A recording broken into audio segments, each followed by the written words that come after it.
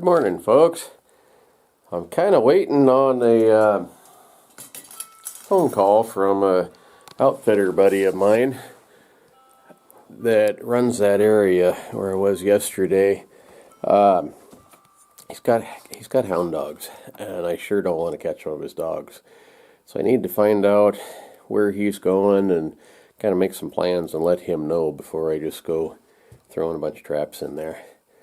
But I got to clean out the back of my truck. I got to gather up my trapping equipment. This year's been so messed up with everything being moved that I know where most of it is, but some of it I'm still going to have to search for. Yesterday we ended up going up to Stevensville, Montana. Had lunch with some friends and a couple of antique stores. Look at this! I've never seen this before. It's a whiskey bottle for Old Quaker Whiskey. You ever heard of that? I looked it up. It says it was made between 1930, 1940-ish on up to about 1960s. And I thought it was kind of cool. I like old stuff like this. And then this thing, I don't know, any idea what this is? A lot of you will know. A lot of you probably have no idea. But let's see.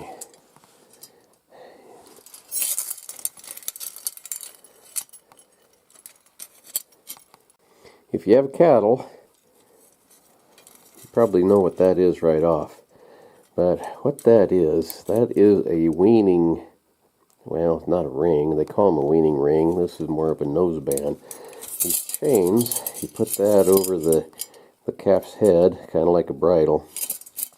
This goes onto their nose, and this is a big one. It's probably for like a yearling cow that won't quit, but after a while, you don't want them nursing anymore, and sometimes it can be hard to break them of that. And so this thing, all those big old spikes, you put that on their nose, and when they get up under there, Mama don't like that very much and kicks the stuffing out of them. And after a while, they give up. But I got several different types of these. Most of them are in my sheep wagon. I'll have to dig them out and show them one day. I just noticed this has some stamping on it. It's pretty faint. It says So Boss, Simonson Ironworks, Manufacturers, Sioux Rapids, Iowa. Pretty cool. Oh, I forgot to say, looking around my little saloon here, the Empty Saddle Saloon, the place I went down to and got in trouble for the paintings on the wall. I just heard yesterday, maybe the day before, that Mike, the guy that owned that place, he ended up dying. So that's kind of a sad deal. Mike could be a little hard to be around. He was a good guy mostly, but he drank an awful lot, and when he'd get a few too many, he'd get kind of obnoxious in a big way. That's how the gun ended up the guy's nose, I believe. But anyway, overall, I liked him. He wasn't really that bad of a guy, mostly. But anyway, I don't know if he had any family or anything, or what's going to happen with that saloon he built. I hope somebody will take it over and keep it going, but it might be a thing of the past, like a lot of other ghost towns. No, that's too bad. That's a very neat little place. He never did, from what I understand, have a liquor license, and that got him in trouble a little bit too. But he didn't sell the beer. He would put it up for donation. So you're more than welcome, come into his saloon and drink for free. After a while, he'd probably run you off if you didn't donate something, but you didn't have to. There was no set price. He wasn't technically selling it. He was giving it away by donation. Oh, kind of a legal loophole. There was a place over in Washington State that had a deal like that. It was an island basically right on the edge of the salt water, and wasn't much of an island. I mean, it had a little 20-foot cut around it. That at high tide it would be a little deeper, but had a bridge going over to it. And anyway, that island was supposed to be dry. You weren't supposed to be able to sell any beer, wine, liquor, anything like that over there. There was one store over there that had beer, but it wasn't for sale. If you bought a bag of peanuts for like $15, they'd throw in a box of beer. If, of course, you were over 21. So there's ways around some of this stuff. It might not be completely legal and might get you in trouble somehow, some way, but there's ways around things. Anyway, for now, I got go through all my trapping stuff and get it ready to go. If I can come up with some sort of a game plan with him, I'm hoping to go down and set some traps tomorrow. That's the first spot since my normal spot that I've actually got a little bit of hope. It's got me a little bit excited.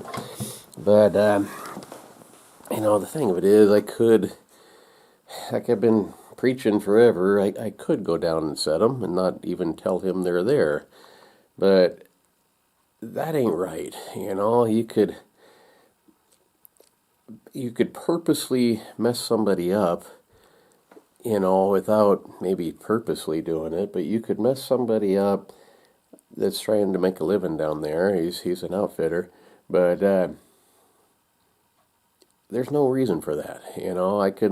I could go in there and not to say a word, but that ain't right. I'm going to let him know that what my plans are and see what his plans are and work something out. Otherwise, I won't go at all. But anyway, the area going to be hard to do. I got to looking on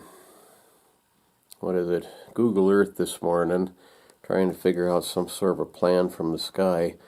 From the ground, you can only see so much up the canyons, the side canyons, to see if they open up or anything. None of them really do until they're way up high, and they're steep, they're rocky. It's going to be a hard area to do anything. It's very visible. If you get once you set your traps and everything, you should be able to walk right up to them and not even see them. But if you catch something, people are going to see it, and I don't want that. Not only does it make us look bad as trappers, but somebody will come along and blow them into 4 or 5 pieces with a, super magnum or they will flat out take him. I mean, for a $2,000 reimbursement, if they're part of that group, that would be kind of tempting for some people. It has happened before. A friend of mine, he had one taken here a couple of years ago, and fishing game ended up scraping up some of the blood in the snow. When you get a wolf here in Idaho, you have to take the head and the hide in the fishing game, and they check it over and everything, and put a tag on it. But they also pull one of the little teeth out. And what they do there is they test it for DNA and see for their studies where the pack came from, where that wolf came from, if it's a local one or if it's wandered in from someplace else, and how old it was. And I mean, they look for all sorts of stuff. But they scraped up some of the blood in the snow, and they were going to try to run that through their DNA and see if they could come up with a match for somebody that brought it down there and turned it in. So I don't know if they ever found out anything. I never did hear. But the other problem that you have, even if they don't blow it into smithereens or steal it, a lot of people will go ahead and put it down, thinking they're doing you a favor so that it's not going to get away, and the wolf or coyote or whatever it happens to be isn't just standing there waiting in the trap.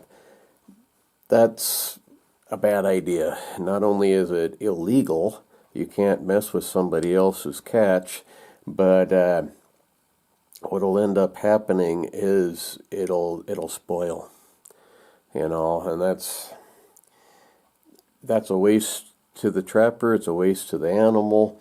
It's just a dirty trick to pull. If you get down there and it's ruined, that whatever it was, it died for no reason at all. And so if you too come across something in a trap, don't do that. It's not a good idea. It's a pretty sad deal when you have hunters and trappers stealing from each other.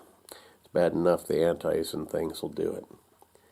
Well, anyway, that's kind of my plan.